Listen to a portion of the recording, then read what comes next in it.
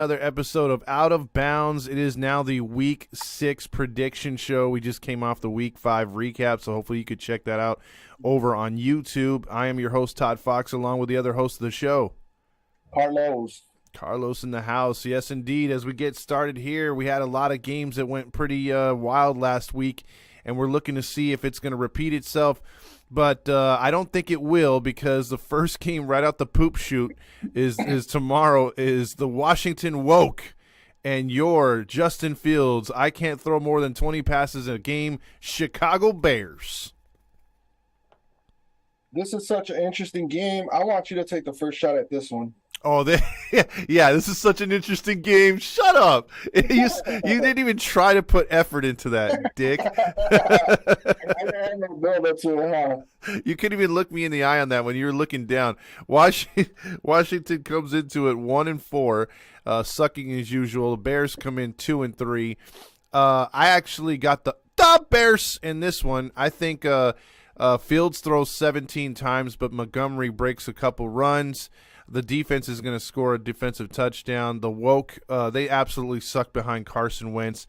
He's going to hold the ball too much, probably fumble once or twice, and literally throw at least one interception in this game. So I like the Bears to win the turnover battle. Thus, they will win the field position battle, and they will win an ugly, ugly football game on Thursday. All right, I guess that it's my cue to pick the team that I'm going to go with, huh? Yep. See, I don't want to fall into the same trend as always talking about the team that's going to lose, because I always start off my predictions with the team that's going to lose. I don't know if anybody's caught out. The team that I'm not going to pick, that's the team that I always start breaking out. I'm going to just go differently in this one. It's definitely, I mean, if you're into slow football with minimal points, this might be the game. But then again, what do we really know about this football season? It might be a high-scoring game, because from what I've learned in this football season is expect the unexpected, and that's exactly what I'm leaning towards. I'm done trying to predict what like it was last year, any year before. I think now teams are settling in, and now there's going to be no surprises. Teams got their schemes out in the study room, so there's no hiding anything. We know the tendencies of both teams. But if you look at Chicago's defense, bro, there's nobody on that defense. Roquan Smith wants out. They can hardly run the ball. Minnesota let Chicago get back into the game. Washington's actually been competitive in a few of these games. Chicago, they do have a better record, but I can't go with Chicago in this game. I'm going with Washington in this one. I'm going with Washington because, come on, bro, the Bears, I mean, Justin Fields, I'm just not bought into Chicago, anything Chicago this year, bro. They don't have nothing that scares me. I watch that team, and it's either they're going to stop the run or they're going to stop the pass. They can't do both, bro. They just struggle. Justin Jefferson lit their ass up. Kirk Cousins had his best game in 11 years, bro. This is his 11th year, and he had his best game. As a matter of fact, this is a primetime game. Kirk Cousins has 2 wins on primetime football, right? Guess who those 2 wins are against? Who? Bears. Primetime game. So I'm going with Washington, bro. Washington needs to win more than Chicago at this point in time. I don't think they're gonna. If they lose, I'm done. This is what I told myself earlier when I was thinking about this game, when I was driving around making deliveries. I thought to myself, I'm gonna go with Washington because I feel like they need a win, and they've got better cornerbacks and better receivers and better pizza and all that fun stuff. I had to throw that in there. First game. You're about to make me die out. That's a clown Papa John's reference of the day. Every time I do a Papa John's, it's coming out, huh? Exactly. Yeah, we got a nice little trend going. Better team, better roster, better coaching, better pizza. Washington. There you go. So he goes with Washington. I go with the Bears on the poop shoot game of the week. It's the I don't give a fuck game of the week to start off week 6. Hopefully that doesn't start a trend as far as the first game sucking and moving on into the next week. But let's see what happens in the next game, which is a 10 a.m. start, and the 49ers play a rare East Coast game. They're going to be in Atlanta. The Niners at 3-2. Atlanta fell to 2-3 after their loss to Tampa Bay. Who gets the win and why in this game? Do you want me to take first shots, or you want to get first shots in these? Let's switch it up. You'll go first this week. Okay, all right. I actually like the Niners to win on the road again. They again, this is not a tough. This is going to show you why good teams will beat bad teams. I hate saying it. Niners are my number one rival, but I will come out there and say that Jimmy G has his team playing really good. The defense is solid as hell, like you said in yesterday's show. They have Weatherspoon and what's it the other guy out there, Ward, and there's a bunch of no-namers besides Bosa out there, and the scheme is really good. And Atlanta, although they've played fairly well offensively this year, defensively, I don't think they're going to be able to catch up with that gimmicky offense of the Niners. And I like to see Ayuk and Samuel go off in this game. I think Atlanta's going to focus a lot on Kittle, and they're going to get burned on the outside. So I like the Niners to win this game going away in Atlanta. Give me Atlanta in this game. Oh, going with another one. Atlanta's surprising people, and people are expecting 49ers to just steamroll through teams like Atlanta. Atlanta's going to come out, and they're going to come out swinging. And if they do lose, it's going to be a close game. I think that Atlanta, they've got a lot of mystery behind them, bro. Everybody knows how the Niners work. Mm-hmm. I mean, don't get me wrong. I'm strictly going with underdog in this one. But I feel like Atlanta has been in every single game. They have. San Francisco, they basically, like, when they win, they convincingly win. I think the only way I can see San Francisco losing this game, which is I think it was going to happen, that long travel, they're going to look at Atlanta like there's nothing there. It's going to be Kyle Shanahan's return to Atlanta. Remember what happened when he was the offensive coordinator over there in Atlanta? Mm-hmm. That 28-3 choke job against the Patriots. I mean, sure, it's easy to pick the 49ers in this one, but I just like Atlanta in this matchup, bro. I just like the upset in this one. It just feels right. Okay, it just feels right indeed, I guess. So he goes with Atlanta, the 49ers I'll go with there. So we're right off the bat, the first two games are going against each other right there, so that's cool. Yeah, I love it. Yeah, exactly. So the next game is going to be a tough one to pick. I was waffling on this one like crazy. It's the New England Patriots 2-3 against the Cleveland Browns 2-3. A lot of people for the Cleveland side could say Cleveland could easily be 5-0. They've lost all three games by a field goal or less. And this is going to be another game at the Cleveland Dog Pound right there. Again, New England's going to be a herky-jerky team. They come in there with Brad Bailey Zappi, again getting the start, and it's going to be up against Jacoby Brissett. New England's defense can be very stingy at times, and Cleveland's defense can make a lot of mistakes to let other teams in because they have a stout defense, but they haven't been performing all that great. Jacoby Brissett's been moving the football in this one, so something's got to give in this one. And I'm leaning. I was gonna pick New England, but I'm gonna stick with Cleveland, protecting the butthole and getting the win at home. So you're going with the brown hole? Yeah, I'm going with the brown hole. All right. Yeah, I can see why you waffled back and forth with this one. This is my first time coming across this game. Just looking at it, man, it does look like a 50-50 game for me. But the deciding factor for me is that Bill Belichick brought up Jacoby Brissett. He knows his strengths and weaknesses. And that's the deciding factor for me. So I'm going with New England. And then look what they just did against. I know it's the Lions, but the number one offense, you still got to look at it like, look what they did against the number one offense with who at quarterback, Zappy, with who at wide receiver, no names, with a third string running back. Like, this is just typical Bill Belichick against the Browns, bro. Yeah, I'm going with the Patriots. Okay. All right, there we go, man. We're 3 for 3 against each other. That's pretty good. I think that's a first for us. Yeah, it is. We normally only split on like basically 3 games. Yeah, 3 or 4, something like that. Yeah. The next game is going to be in Green Bay. Green Bay coming off a tough loss there in London. The New York Jets come in flying high. That's a terrible pun, by the way. Jets are 3-2. Green Bay's 3-2. The Packers, this is another game I sat back and I was like, dude, I don't know. I want to go with the Jets, but I have a feeling that if this game is later in the year and in New York, Jets get the win. If it's next season, Jets at Packers this week, next season, the Jets get the win.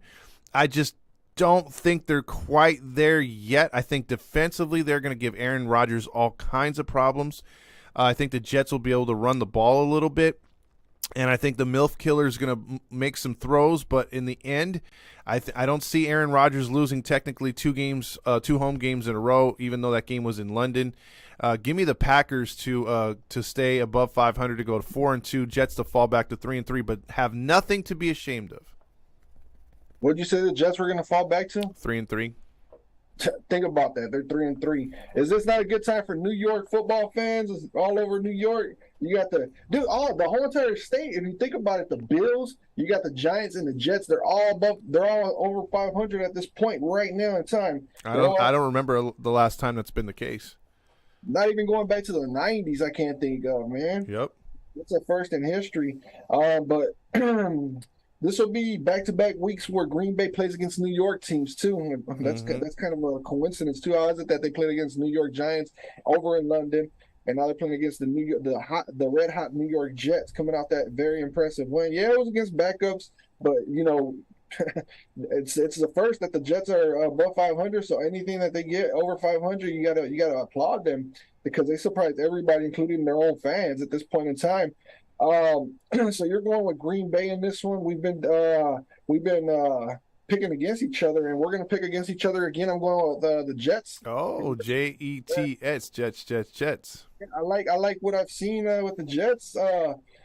They're a tough team. They're Zach Wilson. If the Packers struggled against Saquon Barkley by himself and nobody else, with Daniel Jones as a quarterback, I can only imagine what those two running backs, Michael Carter and Breece Hall, are going to do to that Packers defense. I listen to the Vikings podcast a lot, and Paul Allen, the guy that hosts the 9 to noon show, had a phone call with this guy named Dave Sinnigan, and he follows the Packers everywhere. So he's inside the team. He's like basically one of the voices of the Packers, and he was complaining about how Joe Barry, the defensive coordinator, is not playing the Packers the right way. Like, instead of bump and run like they're really good at doing, he's removing the cornerbacks. He's making everybody play off like 10 yards. So that's what's making the run defense and the pass defense look so bad. And that's been the debate. What's worse, the Packers defense or the Packers offense? Everybody's like, we expected the Packers offense to be this bad and pick it up later on in the season. We expected the Packers defense to be really good and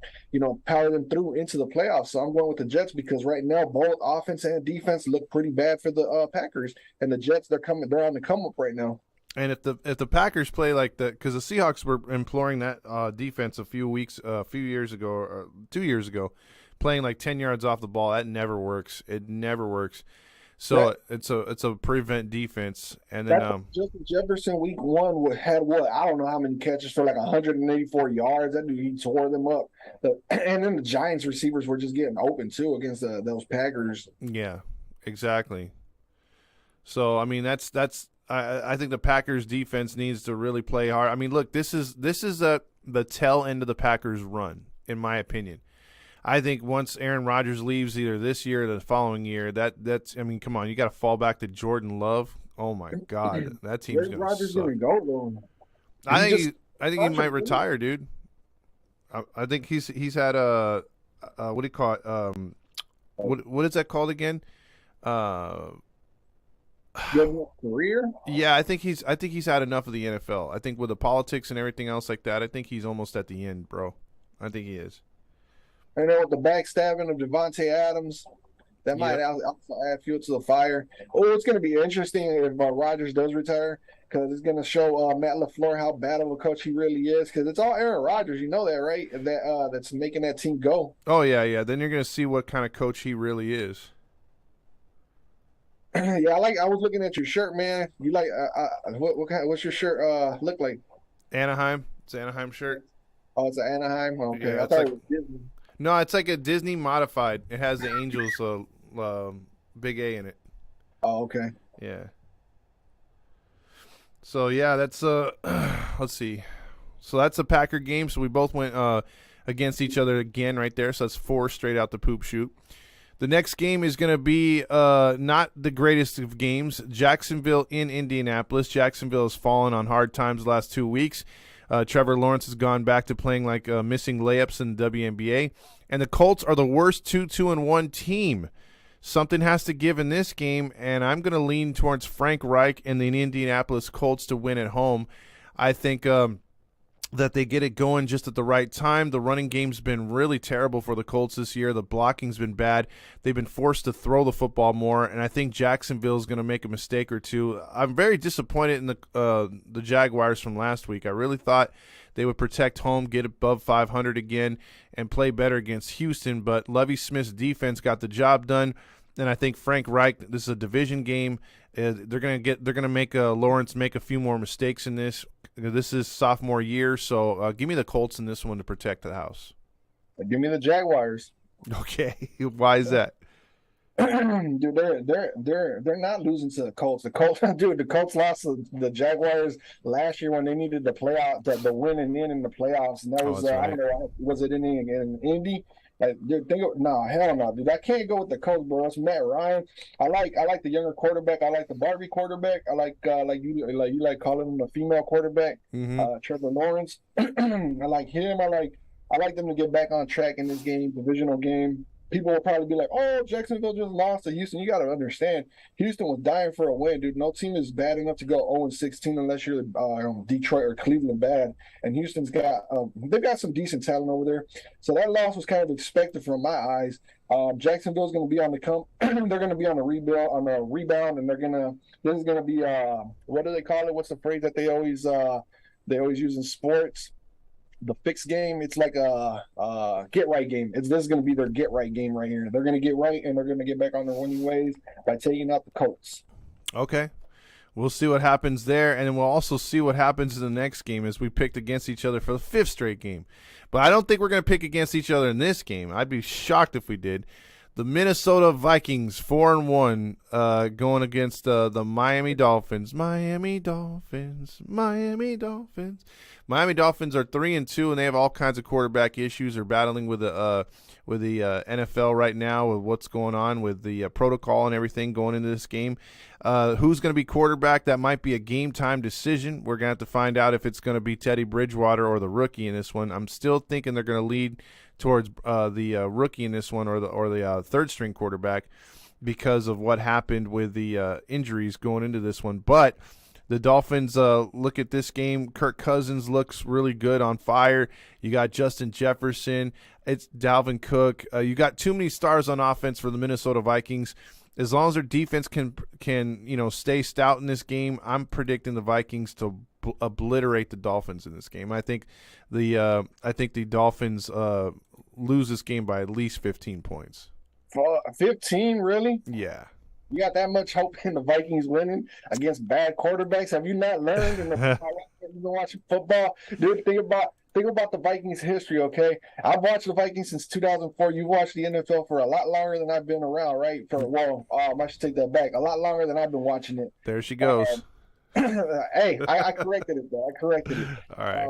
But you've been watching it since like the 90s, I want to say. So you know plenty about how the Vikings, they'll always have the superstar team, but it always comes down to the playoffs when they always choke against bad quarterbacks, or like, I don't know, it's recently happened. Like I'm looking back at within the last 10 to 15 years when the Vikings lost to the Browns at home. And they had Brian Hoyer starting at quarterback. The Browns did, and everybody was like, "Oh, Minnesota's going to steamroll them." They were the favorites in that game. And then before Josh Allen was Josh Allen, we were like 17-point favorites against the Buffalo Bills a few years ago, and we lost that one. That's when Josh Allen jumped over Anthony Barr. There's been like a lot of games where the Vikings just absolutely shit the bed and just play absolutely horrible, bro, against like trash quarterbacks, bro. It's just history right there, man. I really, really want to pick Minnesota, and that's my team, but I'm going with Miami in this one, bro, just because of how the history just because of the history, bro. You got to think about it, bro. Everybody, you're look at the way you're acting right now, bro. That's the way everybody's probably acting. How was everybody acting when Minnesota lost to Cooper Rush last year? Thompson's starting, though. Thompson, I just saw right now the official is Thompson starting.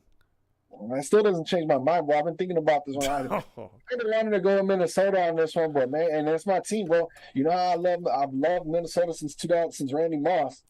Look, I'm gonna pull a Carlos right now. I went with Minnesota because of better players, better team, better fans. Better pizza, Papa John's. Yeah, it sounds good, man. Trust me, it sounds really, really good, man. But it's just, bro, like I'm just leaning towards the history of the Vikings, bro. Just like they still haven't had a statement win. And this is in Miami. So yeah, I'm going with Miami, bro. Fuck it, I'm going with Miami. You guys are definitely gonna be wearing them dark jerseys. Telling you, man. You think I'm right, bro? I know this team well enough, man. We choke against bad quarterbacks. All right, we'll see. We'll see. If we see J Lo singing the halftime show, then we know what's up. Then I think the Dolphins are gonna win. And you're right. But here we go with the next game. We got Joe Burrow, the Cincinnati Bengals. This is going to be, I think, a pretty good game. Cincinnati Bengals travel to New Orleans. New Orleans got that get-right win against Seattle. Cincinnati comes off a very disappointing loss. Not a disappointing loss, but a tough loss in Baltimore, a game they feel they should have won. They probably should have. Cincinnati should open up the offense in this one against the Saints defense that isn't that good. And then we're still trying to find out. I don't think Winston's going to play. They're still scheduling the redhead stepchild to start. Then Taysom Hill. Let's see if Cincinnati can actually realize that Taysom Hill's not going to throw the ball and then protect the run. So I think Cincinnati should get the win in this one. Going away, I give them an easy victory in New Orleans. You said an easy victory. Yeah, I don't think New Orleans is going to. I think Cincinnati's pissed off they lost. They've already lost. 2 out of the 3 games they've lost, they shouldn't have lost, and they want to get right, dude. And they got to get rolling here soon because it can't continue to lose when you got teams like Baltimore ahead of you and a few others. So, what's Cincinnati's record? 2-3. 2-3, and so is New Orleans, isn't it? It's Correct. in New Orleans as well. Yep. I don't know, man. People say that the Saints got a not that impressive defense, but I like their defense in this game. Honestly, I like the Saints, but do I really want to pick the Saints? Because the way I look at it, the Bengals run similar offense to what the Vikings run, and I think that they can. No, hell no, I can't go with the Saints, bro. I'm going with the Bengals. I tried spicing it up, but I can't even convince myself to pick the Saints. I tried giving the Saints an opportunity, like to win me over, like in my thought process, like kind of wiggling back and forth. I can't, bro. I can't trust. I can't trust a team that relies on the Wildcat offense, like to take Andy Dalton now to generate some type of electricity for their offense. But then again, they do got Alvin Kamara. And then they can run the Wildcat, and then. Are the Bengals in situational football? Like, are the Bengals going to be ready? Like, on let's say 3rd and 6, and then they got Taysom Hill and Alvin Kamara in the backfield. And what happens if they motion Taysom Hill out? Like, it's just interesting with the Saints what they do over there when they get Taysom Hill. And I still haven't made my pick, man. And you went with the Bengals. I want to pick the Saints, man. I'm going with the Saints, bro. We're splitting again. It is a splitting. All right. I'm going with the Saints. All right, so Carlos goes with the Saints to protect the home field advantage and get the victory and put this. Boy, if the Bengals go 2-4, man, that is definitely a Super Bowl hangover. That moves us to another good football game. This is probably one that usually I wouldn't pay attention to because I don't really have too much invested in either one of these teams. I kind of like Baltimore when they lose, I'm always Giants are boring, but this year's different. I want to, the Ravens defense isn't as good as advertised, although they played good on the other night, Sunday against Cincinnati. Their offense, is challenged, and Lamar's having to do a lot more this year. He's trying to get paid. And then you got the Giants, who are, for the first time in a while, are interesting. Their defense is very stout as usual, but their offense is moving the football a little bit. Daniel Jones, as long as he doesn't make a turnover in this game, and as Saquon Barkley's been very explosive on offense, the receivers are starting to make plays. There is something buzzing around the first-year coach of the Giants, and the Giants are 4-1 going into this game at home against the Baltimore Ravens, 3-2. So I do like the Giants in a very tightly contested game. I think the Giants are going to keep Lamar from running over 100 yards in this game. And if you could do that and force him to throw, I know some people are like, that's kind of messed up. But no, he's a glorified running back to me. I just don't feel that he's going to get the job done against a good pass rush to the Giants. They're going to be all over him in this game, I think. And that's what's going to keep it close. And I see the Giants winning 20-17. I'm with you on this one. We finally agree, man. We finally agree. I think that the Giants are gonna set Lamar Jackson up to make him look like he's got lanes open to take off when he's got the ball in his hand. I think they're gonna get into his head. I think they're gonna make him feel like he can take off and run, and they're gonna have a quarterback spy just jump off the. They're gonna mix it up. They're gonna mix it up. They're gonna mix it up on Lamar Jackson. Because the way I think the Giants are gonna defend him is they're gonna look at the Ravens offense like a wildcat offense. Quarterback that can't throw, bro. He can't throw if you give him the opportunity. Because if he's one on one, all he has to do is just check it up, and the receiver can make a play. Doesn't matter who it is, but that's the NFL for you. But I do like New York because Brian DeBoer, from Buffalo, played. I mean, didn't play, but he coached. He coached against that Ravens defense, and I'm not saying that the Giants' offense is anywhere near what the Bills' offense is, but he's got an idea. He's got an idea of how to attack that Ravens secondary. So, and Saquon Barkley is playing out of his mind. As long as everybody stays healthy, even though the Giants are missing like all their wide receivers, as long as Saquon Barkley, I should just correct myself. As long as Barkley stays healthy, then the Giants will win because the Giants' defense is actually underrated, bro. I like the Giants' defense. I think his name is Jalen Smith, the former Cowboy linebacker. Yeah. He's gonna be out there, bro. They just brought him out from the practice squad, and he's gonna be out there running behind Lamar Jackson or after Lamar Jackson when he takes off as a quarterback spy. Jalen Smith is a good guy. He's a good linebacker. Give me the Giants. All right, so that's the first game we agree on. The Giants to me are probably going to put two spies out there. I think they're going to play like the Titans did against the Ravens a couple years ago during the regular season and postseason. Put two spies and basically make them try to run up the middle, crash the middle with the defensive tackles, and so there's no lanes there, and then have the spies on the outside so where he can't run around the corners. And boy, that frustrated the hell out of Lamar Jackson. And yeah, it left some single coverage and stuff like that. But again, I don't think he can do it consistently. And if you're able to contain him, dude, from running, that Ravens offense just isn't that good. So give me the Giants again in that one. The next one, Tampa Bay at Pittsburgh. Now, again, this game with a rapist would be a lot more interesting, but it isn't. The Pirates, the Steelers are 1-4. They're playing like the Pirates. They're 1-4. Tampa Bay's 3-2. Neither team really too impressive. Even though Tampa's gotten some wins, they look old. And the Pittsburgh Steelers are in a super rebuild mode, but not willing to admit it. Cody Pickett's going to throw some picks. Tampa Bay's defense is still good. It's going to be an ugly football game. You'll probably have some wind in this one, so you're probably going to have some missed field goals, missed extra points. So I'm saying 19-7 Tampa. This is good. Are you going to pay much attention to this game? Hell no. So this is kind of like at the last second, whichever team won you over, that's the one that you went with, huh? Yeah, pretty much. Dude, given that, man, that's in Pittsburgh.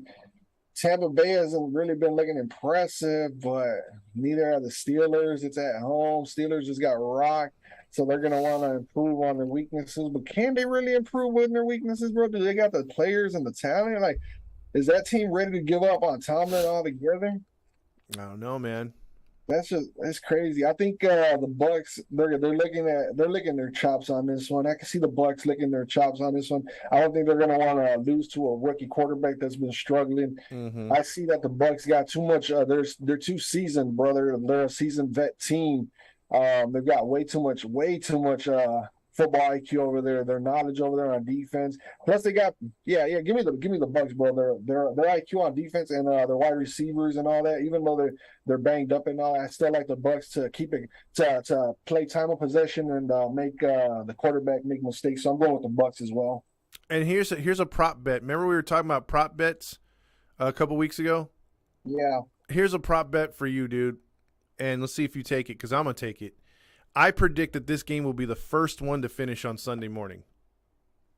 You think so? I think so, because two teams that are going to just run the ball, run the clock out. Tomlinson always does that anyway. The only time they get into long, elongated games is when they throw the ball a lot and they have a lot of success, like against Cincinnati. You score a lot of points, go back and forth. But in this game, both teams are going to try to just shove the ball, Fournette down your throat, and the Steelers the same way. I think the time of possession is going to go by real quick, and that's why I think this game's going to finish before all the other games in the morning. The only other game that I could think of that could challenge the like finishing up first is I just had them up is New England and Cleveland, because Cleveland's a run heavy team, and New England they're going to rely on the running game. But so that's your so you're asking me, do I think that's going to be the first game that finishes up first? Like let's make that an extra point. Let's see. Yeah. If you go with Cleveland and New England, I'll go with Tampa Bay and Pittsburgh. First game, even if they're not the official first game to end, whichever one ends first. Let's see if we can keep tabs on that. Okay, I'm with you on that one. Okay, cool. All right, so we both went with Tampa Bay to roll Pittsburgh at Pittsburgh. Let's move to a game that's kind of intriguing. I kind of want to pick the new coach and new quarterback in this game versus struggling Rams team who just can't run the football. And like you've mentioned before, Carolina's defense isn't that bad, although they were put to test against the Niners the other week. I think it was more along the lines because their offense did shit. They're 1-4 going into SoFi Stadium to play the Rams, who don't have a home crowd whatsoever because their fans suck ass. 2-3, and the genius. I want to say the Rams get it done at home. Stafford hasn't looked all that good if he's not throwing to Cooper Kupp.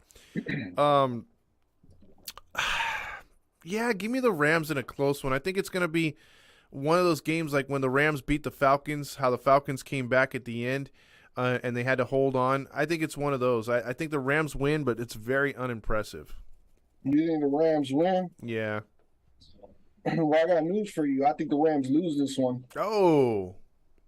I'm going with the Carolina Panthers. You know how it always works out in the NFL when a new coach comes in, the team's like, this is what we've been missing, and they're gonna play better. They got talent, bro. They've got talent. Like Baker Mayfield, they're probably the coach is gonna be like, it's the same coach that's taking over from Matt Rule that was a head coach for the I almost said Carolina Panthers, for the Arizona Cardinals before Cliff Kingsbury came into town and took his position. That coach never got the proper opportunity, and he would have done pretty good with Kyler Murray coming out that first year. So I think that Carolina's going to get through this one, bro. I think Carolina's going to come through and they're going to put up some points on that Rams defense. The Rams don't know what kind of offense or defense the Panthers are going to be calling, bro. And the Rams just look like fucking mediocre at best right now. Like everything that you just said, and you were waffling back and forth. So I'm going with Carolina on this one because the team is already established and the guy's he's been around the team long enough to know what works and what doesn't work. And he's going to be working for his job from this point on. So give me the Carolina Panthers. I hope you're right. I'd be happy to lose that this game because I hate the Rams. So whenever they lose, I'm happy. But we'll see. Hate the Rams? Oh yeah, I hate the Rams. I can hardly tell. Yeah. Oh, I'm not that obvious, am I? No, not at all. All right, so the next game we move on to the best dressed quarterback in the league. He was wearing that lime green suit, looking very Hillary Clinton-esque. It's the Arizona Cardinals and the shortest quarterback in NFL history versus the Seattle Seahawks and Geno Smith, man, with no defense. Can the Seahawks put up any kind of defense? Because this game scares me. It's at home. The Mariners they might actually push this game forward or ahead of time, or make it earlier. The game time is still to be announced because of what's going on with the Mariners up there. But the Seahawks are 2-3. Cardinals are 2-3. The defense has been god-awful, giving up over 80 points in the last two games. Cardinals have been struggling on offense.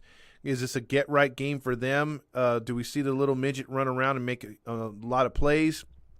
Or do we see Seattle continue to light it up on offense? Seattle has traditionally had a lot of problems with the Cardinals over the last few years. I think they're under 500 in the last 9 games against the Cardinals. So this is going to be one of those games where I want to pick Seattle, but and I don't want, fuck it. I'm going to go. I've been very unbiased this season, as you know, against the Seahawks, but I'm going to go and pick the Seahawks to get the win at home. I don't see Carroll losing again. I think they're going to go 3-3. How many games have we agreed on? Every game except the Tampa Bay and the Giants game. So we've only agreed on those games, right? The Tampa Yeah. Bay and Yeah, the other ones we have disagreed on. all right, we're disagreeing on this one as well. I'm going with the Cardinals. Okay. All right. Yeah, the Cardinals, I think, man, dude, the Seahawks every time it just seems like, dude, it's gonna be crazy because I feel like now that I'm picking against them, the Seahawks are gonna come out and they're gonna have like a statement win, dude. Because remember when that happened last week? I went with the Packers against the Giants. I was like, every time I pick against the Packers, they lose, and every time I pick the Seahawks, they lose. So now I'm picking against them. The Seahawks are gonna win. Watch, I'm the jinx. I'm the jinx. So I hope so. I'll tell you I'll tell you to pick against them the rest of the year. you're welcome for the win. I'm going with the Cardinals on this one. All right. All right. Cardinals will get the he's going with the Cardinals to get the win up in Seattle. This next two games actually are really, really good football games. I mean, really good football games. This, of course. It's not better than a Monday Night Football game. Oh no, we're gonna save that one for last. but this one right here is very, very good. And I got some words on that Monday night game I want to share with you guys. But Wait. Buffalo Bills 4-1. Travel to Kansas City to play 4-1 Kansas City Chiefs. Now, a lot of people are mad, the Chiefs about that play that should have not have been a sack. A lot of people are mad that the Raiders got screwed. They should have won that game. Whatever side you sit on, they're 4-1. The Bills are 4-1. Bills have bad memories in that stadium, and I think they exercise those demons in this game. I want to see Mahomes on his ass, and I like the Bills' defense to make a few more plays and not get exposed like they did last year. So give me Buffalo in this one, but this one's going to be a shootout. It's going to be a fun football game. Yeah, I can see it going into a shootout. I'm going to go with Buffalo's been wanting to get Kansas City, man. The only thing is, though, is like Buffalo going to put everything out in front of them because I can see Buffalo win. I'm going to go with Buffalo in this one, but the thing that's going to be troubling for Buffalo is, dude, Buffalo's probably going to put everything out on the table, and even if they win by a lot of points, dude, Kansas City going to be like, you know what, we'll see you guys in the playoffs. You're showing us everything that you got on the table. You're putting everything out because Buffalo really wants this win. And I think Kansas City, if they're smart, they'll let Buffalo win this one, bro. Because it'll be smart to get the win. Don't get me wrong. But if they realize that Buffalo is like playing playoff football and Kansas City's playing like regular season football, if it gets to a point where Buffalo is just like throwing everything at them, I think Kansas City's going to let off a little bit. They'll put their backups in, and then they're going to see Buffalo because Buffalo's going to want to put up a shit ton of points, bro. They're going to mess up, and they're going to give out all their red hot plays, man, against the Chiefs. And come playoff time, that's going to hurt the Buffalo Bills, man. The Chiefs are going to be smart enough to realize that the Bills are coming. They're going to be that hungry. And it's in Kansas City, so, I mean, Buffalo's going to go in there. They're going to want to every single play. They might try and score on every single play. That's going to be bad news in the long run. I'm going with Buffalo as well, but, dude, if Buffalo shows everything that they got in this one game, Kansas City's going to have this. That's all they're going to need. They won't need to go back to, like, week 10, week 11 when the playoffs are here. They're going to go back to this game, and they're going to have it right there on the wall, and all they're going to do is just grab that tape, that footage, and put it on play and watch it for, like, 2 weeks when they're on the bye. Yeah. That was going to be the game of the afternoon by far. That's a hella good game. You're right. This is going to be one that, they're likely to match up in the playoffs again. My only question is it going to be in Kansas City or in Buffalo? That'd be the incentive for Kansas City to win because then you'd have the tiebreaker. So we'll have to see how that goes. Honestly, I don't think it matters because Kansas City and Buffalo, they're both cold. Like, it's cold. I mean, Buffalo might be colder, but Kansas City, they're just used to be playing in the cold. It's Kansas City. Well, I know that, but I mean, you would want Kansas City or Buffalo to have a home field advantage. So I mean, that's. I think this is one of those games where if you win this game and you get home field advantage, one of these two teams, you look back, it's like, yeah, that's how we got it. We beat Kansas City, or Kansas City beat us. What's both their records right now? I know Buffalo probably only has one or two. They got one loss to the Dolphins, right? Yeah, they're both 4-1. 4-1, yeah. So they're going to meet up in the playoffs. Hopefully this time it is in Buffalo because they've met up in Kansas City the last few years, and now it'll be nice for Buffalo to host them. So hopefully Buffalo has them at home. That's what I'm thinking. I want Buffalo to get home field advantage. Because I'm telling you, if Buffalo gets home field advantage, they're going to the Super Bowl. They are going to the Super Bowl for sure. Shit. That's hard. That's tough. Yeah, you better hope that no injuries or anything like that happen. It's still a long way to go. Oh, it sure is. Long way to go.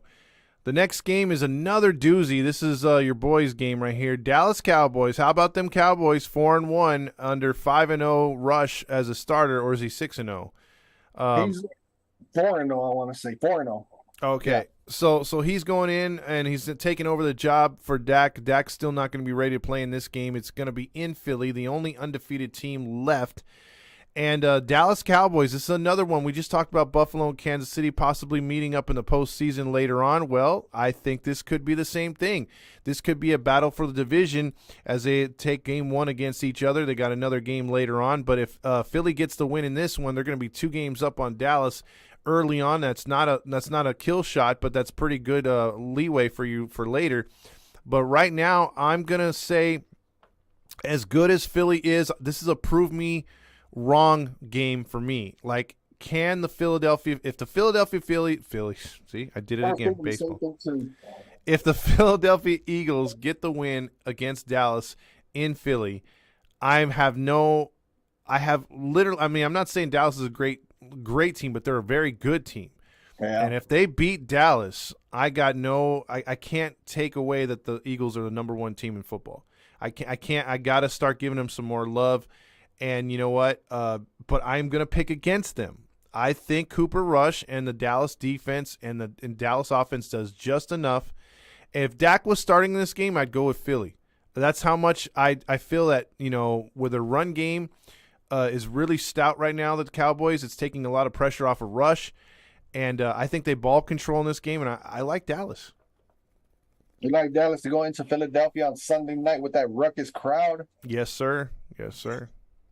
You gotta think about it, man. Cooper Rush. I've already made my decision up on this one. I'm gonna just try and build it up a little bit. You gotta think about Cooper Rush going into into a ruckus crowd, dude. He's trying to win that job over. Then you got Tony Pollard, who's looking really polished and ready to go to become the full-time starter over there in Dallas. CeeDee Lamb. There's questions about him. Is he the number 1 wide receiver? And then you got all these other up-and-coming receivers, but they did mess up by letting Amari Cooper go for situations like this because the Eagles got 2 cornerbacks that could lock shit down, like Darius Slay and James Bradbury. And then their defensive line can bring a shit ton of pressure. They're just not getting the recognition because they don't wear a star on their helmet. Micah Parsons also has that injury on his ankle. Mm-hmm.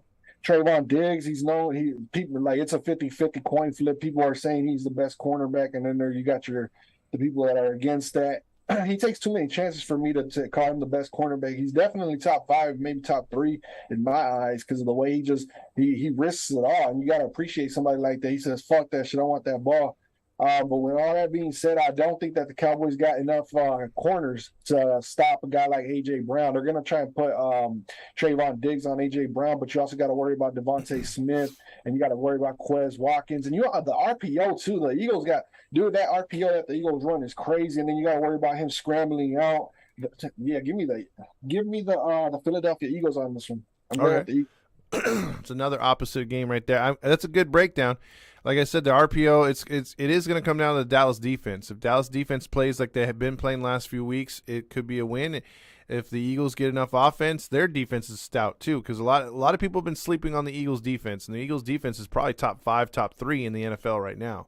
If the Cowboys get the ball first, even if they score, man, if the Eagles come back, it's going to come down to that first possession of the Eagles. If the Eagles score a touchdown, bro, doesn't matter if the Cowboys go down and have a 1-play touchdown, and if the Eagles get the ball back, well, they'll get the ball back, and then they come down, even if it's kind of like a slower drive down there and they score a touchdown, that crowd's going to erupt, bro, and it's going to be bad news for the Cowboys from that point on. But you're right, it's going to come down to the Cowboys' defense. If they stop Philadelphia on that first drive, it's going to set the tempo, and then all Dallas has to do is just take the time of possession away. If Dallas is down more than 10 points at any point in this game, it's going to be an uphill battle. I don't see them winning. You know, say for instance, Philly gets out to a 13-3 lead or a 10-0 lead. It's going to be hard because you're going to have to be throwing Cooper Rush, and who knows? I mean, he hasn't really had to throw the last couple of weeks, so we'll see what happens. And if he pulls a win out like that, then that dude's a real deal. So yeah. Yeah, that's my thing, and so you said if Dallas goes down by 10, it'll be an uphill battle. Yeah, sure will. Well, if Dallas goes down by 10 or more by double digits, it's going to be an old catchphrase that we used to use in the 90s and in the early 2000s. Are you ready for it? Let's hear it. It'll be over bend over, baby. Yeah, that is a throwback indeed. Over bend over. So you get a honk for that. Like that. Oh, rack that. All right, so the last game we saved the worst for last.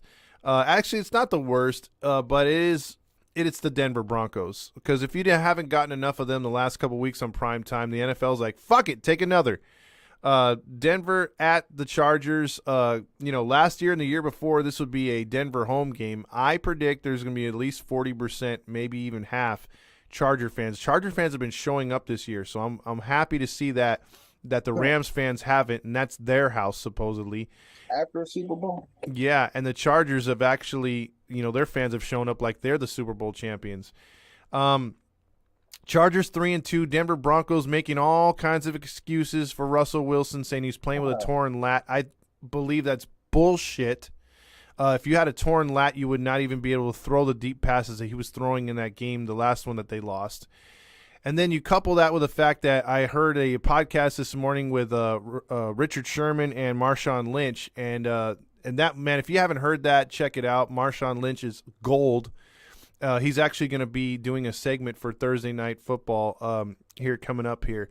But he was hilarious, and he got into some deep detail about Russell Wilson, and they were calling him names and said that, hey, you know what, this guy, he cost us the Super Bowl. The locker room was lost after that, and they called Sierra his handler. So, but I look at it this way.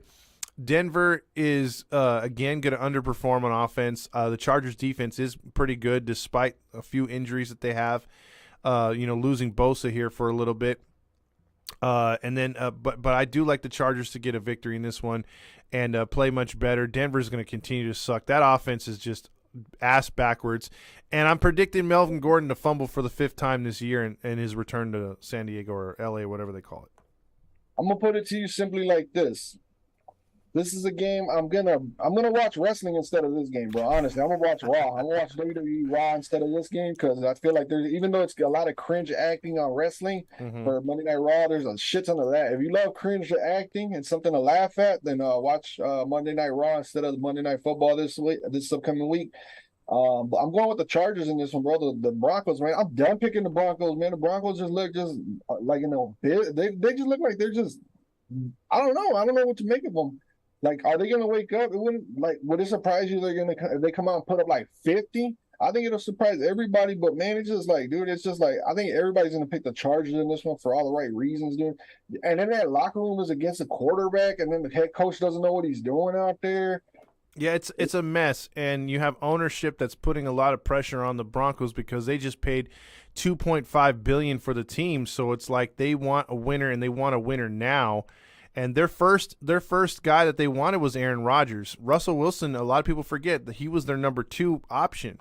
And the Broncos, I mean, again, you look at that Broncos roster and no one's sitting out there like, oh man, they got Devontae Adams, or they got, Justin Jefferson, or they got a running back that's solid, in the backfield like Kamara. They don't have talent on offense.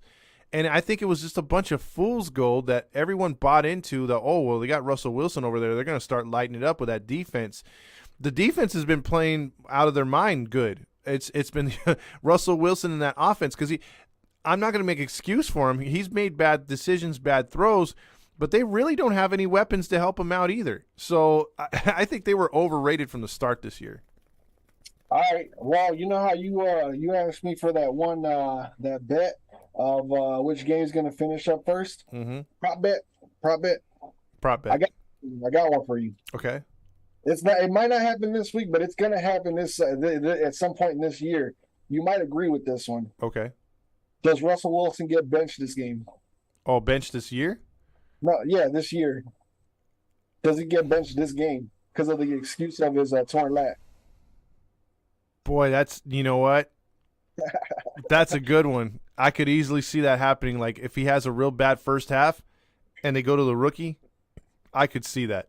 Do you think but the thing is, do you think it happens this week? No. No. I think he needs a few more weeks, and then you might see something like, say for instance, he continues to struggle, and the money that they're paying him, they could behind closed doors make an excuse, because I've seen it in baseball. When a guy's striking out too much, he's lost his swing, it's getting towards the end of the year, he's looking embarrassing out there, they'll make up an injury for him and basically just say, okay, you're done for the year, we're going to work on your swing and get your confidence and momentum back for next year. I've seen that all the time in baseball. It's happened a few times in football. So let's say the Broncos are out of playoff positioning, maybe they're like 5-9 or something. I would predict easily the Broncos would be like, you know what, let's just shut him down, and we'll get him right for next season. Dude, give it to me this week. He's getting benched. Once they go down like 17-0, they can't. They're struggling to move the ball, and they're gonna fake an injury. Like they're gonna tell the offensive line, dude, this is perfect, dude. This is gonna be perfect acting right here, dude. It's gonna be worth watching this game to see when it happens. There's gonna be the offensive line that purposely lets the pressure gets to Russell Wilson. The left tackle is going to just fall down accidentally. He's going to slip over a banana. And then that defensive lineman or that linebacker is going to just come off the edge and just absolutely smoke Russell Wilson. And even if he doesn't get hurt, that's going to be the excuse when they're already getting blown out on the road on prime time. Because I don't think the Broncos are going to want to get all that pressure by the media and all that. Like, well, there's another prime time loss, and the Broncos keep getting these games, and they paid all that money to Russell Wilson and all that. Like the talk, they're not going to want that talk to happen. I think that it's got to happen, bro. It's going to have to happen this week or next week, or Russell Wilson has to hit that bench, man. They're going to use that excuse and they're going to ride with it. Like Broncos country, right? Ride. Let's ride. I've been seeing that blowing up all over social media. Like, what the hell is their catchphrase? Let's ride. Is that what they use? No, that's what Russell came up with. Because like when he got to Seattle, all he would do is like he would prop him up and be like, "Go Hawks!" Like at the end of every press conference, "Go Hawks," which is cool. It fits, but I don't know why he has to go into, when they ask him, he's like, all right, guys, that's enough questions. All right, have a good one. All right, what has he said? How's it go again? It goes, mount up, let's ride, or something like that. Yeah. It's like, come on, man, that's too long of a catchphrase, Oh, no, he goes, Broncos country, let's ride. Shut up. It's going to be another night of Russ cooking some ramen noodle soups. Huh? He's burning the noodles in the microwave. No, he's you still have my idea right there. He's gonna throw some Lunchables in the microwave with the plastic and all. He's just gonna throw it all in there. That's what Russ is gonna be cooking, some Lunchables and some ramen noodles, and he's gonna have the juice boxes right there. Juice box. He's all, you want some Capri Sun? We're limited on flavors. Hey, he's gonna struggle putting the straw through the. You know how like when you're a kid and you're trying to do it all fast, and you put the straw in and it goes out the back. You're like, fuck. Yeah. I heard that happen a lot in elementary. But yeah, man, it's gonna be crazy, bro. All that money that they're paying Russell Wilson, all them picks that they gave up, man. They're gonna use that as an excuse of him getting benched this game, bro. It's gonna happen. Watch. Oh, it's going to get ugly, man, because that GM is under the hot seat. John Elway's pissed off. The ownership's pissed off. That coach, I mean, we haven't seen it too much in the NFL, but it has happened at times. Coaches getting fired after only 1 year because they look lost. It happened in Cleveland recently. So Kitchens? Yeah, Kitchens got fired quick. So this guy could. I remember on your guys' show, the one that you used to do, you used to say he looks like he belongs in the kitchen. Yeah, exactly. He spent too much time in the kitchen. He has like 4 refrigerators at his house. Yeah. But yeah, that's the week 6 picks, man. You want to go over these because this is definitely the most interesting one that we've done so far, because we've had 4 or 5, I think, at most that we picked against each other, and this is just crazy. All right, so I hope I don't lose anybody. I'm trying to keep up with me. I'm a little bit under the weather right now. My sinus infection is killing me. I don't know if you can hear it in my throat or when I'm talking. And when I laugh, I cough. See right there. So keep up with me as best as possible. So the Thursday night game, Washington at Chicago. I went with Washington. Todd went with Chicago. The next game, I'm gonna just say the teams and who picked who before, like, so I don't give you guys long-winded results. San Francisco, Atlanta. I went with Atlanta. Todd went with San Francisco. New England versus Cleveland in Cleveland. Todd went with Cleveland. I went with New England. I said that's the first game that's going to end first out of all the 1 o'clock games. So that's my prop bet right there. That'll be my point. If New England and Cleveland end before all the other 1 o'clock games, I get an extra point for that. Well, yeah, Todd went with Cleveland. I went with New England. The Jets versus Green Bay. Todd went with Green Bay. I went with the Jets. Jacksonville at Indy. I went with the Jacksonville Jaguars. He went with the Indianapolis Colts. Todd went with the Vikings. I went with the Dolphins. Todd went with the Bengals. I went with the Saints. Baltimore at New York Giants. We both went with the Giants on that one. Tampa Bay and Pittsburgh. We both won with Tampa Bay. That's the game Todd is predicting that's going to end before all the other 1 o'clock games. That'll be his point if it comes true. Carolina at LA. I went with Carolina. He went with LA. The Rams, I should say. Arizona at Seattle. Todd picked his Seahawks for the first time in like about a month. And I went with the Cardinals. Buffalo at Kansas City. We both went with Buffalo. Dallas at Philadelphia. Todd went with Dallas. I went with the Eagles. Fly Eagles fly. And then the best game of the year or the week, Denver at LA Chargers. We both went with the Chargers because Russ is going to be cooking up some ramen noodles And some Capri Sun. and Capri Suns. Yeah, it's I could have been there too. this is going to be an interesting week, man. And so we'll have to keep an eye, too, on those prop bets. So we'll have to watch the scoreboard to see which one gets that little F on it first. So that's going to be pretty interesting right there. But, yeah, good week right here. And we'll be back next week on Tuesday for the recap session of Week 6. And then on Wednesday, we're going to turn it around and do Week 7 predictions. Crazy Week 7 already. And if you guys are interested in what our records are going into Week 6, Todd is 46-34 with 1 tie. And then I'm 41-39 in that 1 tie. But oh boy, this upcoming week is going to be an absolute deciding factor. There's going to be an absolute like division in this upcoming week. We're going to go complete opposite directions. Hopefully I win this week because I'm trailing you by 5 games currently. If you fucking get another 10 win week, I'm in trouble. Yeah. That means I'm taking all the L's. Exactly. This is one. It's gonna go a couple ways. Obviously, it's either gonna be I'm gonna build up a huge lead, or you're gonna just get right back at me and tie me up or go ahead, or I'm gonna hit the shitter. So we'll have to see what happens on this one. Well, you never know. What if we end up freaking like 8-8 against each other, and we're right back where we started next week? That could be too. You win one, I win one, and you like back and forth. Like it'll be crazy if it ends up that way. Yep, for sure. But Randy, if you're watching, bro, or if you can message him or call him or talk to however you communicate with him, tell him to do another prediction on the pick, so that way we can keep up with him because he went 13-3. His winning percentage is a lot better than ours right now. Yeah, we got to beat his ass this week because he was talking a lot of shit. So I went with your Jets, man. Take it easy on me, bro. We got to humble that motherfucker. Yeah, fuck that. He picked against my Jets. He said they were going to be in the basement of the AFC until the season's over. Yeah, he was like, oh, we'll show this guy because he was like, you're underestimating my Jets, and I get it. I mean, he's a hardcore Jets fan. I bet if he was in New York, he would be that Jets dude with the fire engine helmet, and the Jets, glued to his helmet. He'd be that dude, man. Because Randy is fun as hell to be at a game with, and I can't. And he was like a football fan at a baseball game earlier this year, so I can't imagine how he would be live at an NFL stadium. So he's already told me, he's like, bro, I'm coming down to watch the Jets Seahawks later in the year. I'm like, all right, let's do it. Where's that game going to be at? Seattle. Ooh, yeah. Would you want to go out to Seattle and watch it? I might just think about it, man. I might have to talk to him about it because by that time, both of our teams should be out of the playoffs by then. Tell him don't worry about looking like a fool on TV. He's going to be wearing green, so he'll blend right in. Exactly.